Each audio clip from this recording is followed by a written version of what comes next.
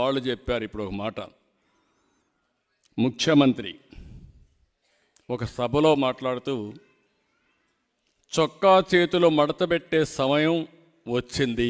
చొక్కా చేతులు మడత పెడతాడంట.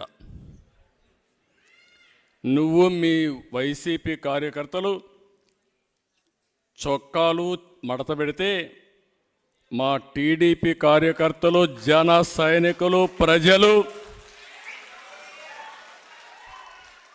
కుర్చీలు మడత పెడతారు.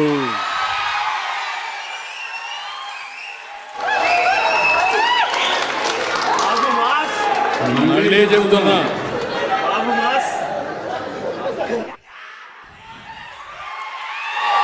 సీఎం ఈరోజు సభలో మాట్లాడుతూ చొక్కా చేతులు మడత పెట్టే సమయం వచ్చింది. నువ్వు మీ వైసీపీ కార్యకర్తలు చొక్కాలు మడత పెడితే మా టీడీపీ కార్యకర్తలు, జన సైనికులు, ప్రజలు కుర్చీలు మడత పెడతారు.